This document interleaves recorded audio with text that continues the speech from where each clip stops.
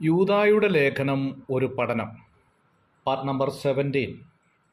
യൂദായുടെ ലേഖനം 11-ാം വാക്യത്തിലേക്ക് വരുമ്പോൾ അവർക്ക് അയ്യോ കഷ്ടം എന്ന് പറഞ്ഞുകൊണ്ടാണ് ഈ വാക്യം ആരംഭിക്കുന്നത്. അവർ കായീൻ്റെ വഴിയിൽ നടക്കുകയും കൂലി കൊതിച്ച് ബിലയാമിൻ്റെ വഞ്ചനയിൽ തങ്ങളെ തന്നെ ഏൽപ്പിക്കുകയും കോരഹിൻ്റെ മത്സരത്തിൽ നശിച്ചു പോകുകയും ചെയ്യുന്നു എന്ന് എഴുതിയിരിക്കുന്നു.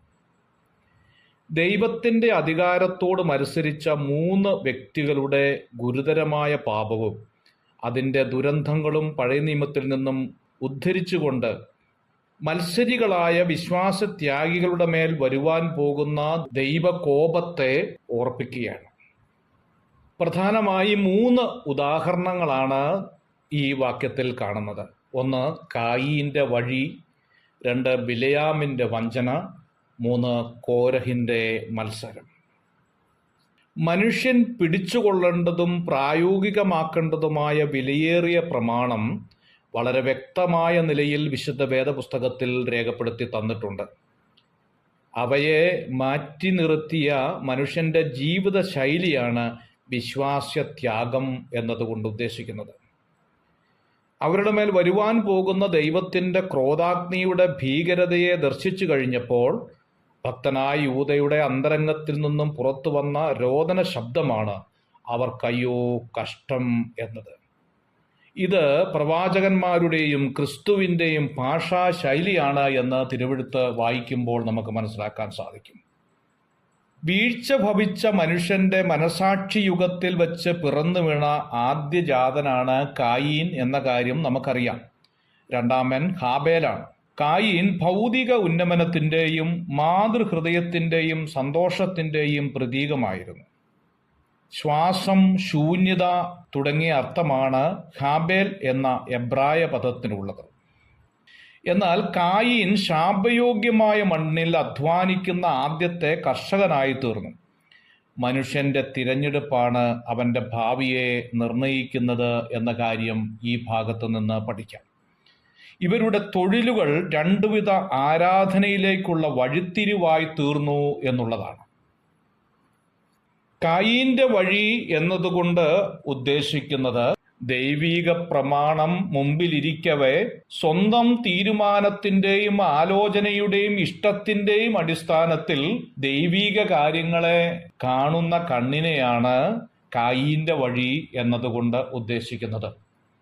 ദൈവവചനം പറയുന്നു, സഭായോഗങ്ങളെ ഉപേക്ഷയായി കാണരുത് എന്ന്.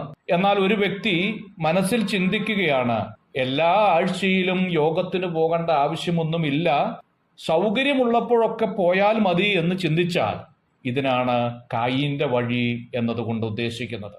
ആത്മീയ മേഖലകളിൽ ദൈവിക പ്രമാണങ്ങളെ മാറ്റി നിർത്തി മനുഷ്യന്റെ ആലോചനയ്ക്ക് പ്രാധാന്യം കൊടുക്കുമ്പോൾ കായീൻ്റെ വഴിയിലേക്ക് നാം തിരിയുകയാണ് എന്ന് ഓർത്തുകൊള്ളണം. വിശ്വാസത്താൽ ക്രിസ്തുവിൽ കൂടി പ്രാപിക്കേണ്ട ദൈവത്തിൻ്റെ നീതിക്ക് കീഴ്പ്പെടാതെ സ്വന്തം നീതി സ്ഥാപിപ്പാനത്രേ അവർ ശ്രമിച്ചത് എന്ന് റോമാലേഖനം 10-ാം അധ്യായത്തിൻ്റെ 1 മുതലുള്ള വാക്യങ്ങളിൽ കാണുന്നുണ്ട്. കർമ്മമാർഗത്തിൻ്റെ സവിശേഷതകളിൽ രക്ഷാകരമായ മൂല്യം ഉണ്ടെന്നുള്ള ഉപദേശം വെച്ച് പുലർത്തുന്ന ഏതു മതവും പുതിയ നിയമ ഉപദേശത്തിൻ്റെ വെളിച്ചത്തിൽ ദുരുപദേശ സംഘടനകൾ തന്നെയാണ്. ഈ കൃപായുഗത്തിൽ ബലികർമാദികൾ, നേർച്ച കാഴ്ചകൾ, കുർബാന, കൂദാശകൾ, പെരുന്നാളുകൾ, മരിച്ചവർക്ക് വേണ്ടിയുള്ള ശേഷക്രിയകൾ, തീർത്ഥാടനങ്ങൾ ഇവ കൊണ്ടൊന്നും ഒരു മനുഷ്യനും നീതീകരണം പ്രാപിക്കുകയില്ല എന്ന് തിരുവെഴുത്ത് വ്യക്തമായി പഠിപ്പിക്കുന്നുണ്ട്. രണ്ടാമത് ബിലയാമിൻ്റെ വഴിയെക്കുറിച്ച് ഓർമ്മപ്പെടുത്തുകയാണ്. 2 പത്രോസ് 2-ാം അധ്യായത്തിൻ്റെ 15-ാം വാക്യത്തിൽ അവർ നേർവഴി വിട്ട് തെറ്റി ബെയോരാമിൻ്റെ മകനായ ബിലയാമിൻ്റെ വഴിയിൽ നടന്നു എന്ന് രേഖപ്പെടുത്തിയിരിക്കുന്നു. നാം സഞ്ചരിക്കേണ്ടത് സത്യസന്ധതയുടെയും പരമാർത്ഥതയുടെയും മാർഗത്തിലായിരിക്കണമെന്ന് തിരുവെഴുത്ത് ആഗ്രഹിക്കുന്നു. ചിലർ അത് വിട്ടു തെറ്റി ബിലയാമിൻ്റെ വഴിയിൽ ഈ അന്ത്യകാലത്ത് യഥേഷ്ടം സഞ്ചരിക്കുന്നു എന്നതാണ്. ഇരുളും വെളിച്ചവും സമ്മിശ്രമായിരിക്കുന്ന ഒരു അസ്ഥിരനായ പ്രവാചകനായിരുന്നു ബലയാം. അവനൊരു പ്രശ്നക്കാരനായിരിക്കുമ്പോൾ തന്നെ ഭക്തന്മാർ മരിക്കുന്നത് പോലെ മരിക്കുവാൻ ആഗ്രഹിച്ചിരുന്നു എന്ന് ആവർത്തന പുസ്തകം 23-ാം അധ്യായത്തിന്റെ 4-ാം വാക്യത്തിൽ രേഖപ്പെടുത്തിയിരിക്കുന്നു. സംഖ്യാപുസ്തകം 23 അധ്യായത്തിന്റെ 10 വാക്യം, യോശുവയുടെ പുസ്തകം 13 അധ്യായത്തിന്റെ 22 വാക്യം, ഈ ഭാഗങ്ങളിലൊക്കെ ഈ കാര്യം ഓർമ്മപ്പെടുത്തുന്നുണ്ട്.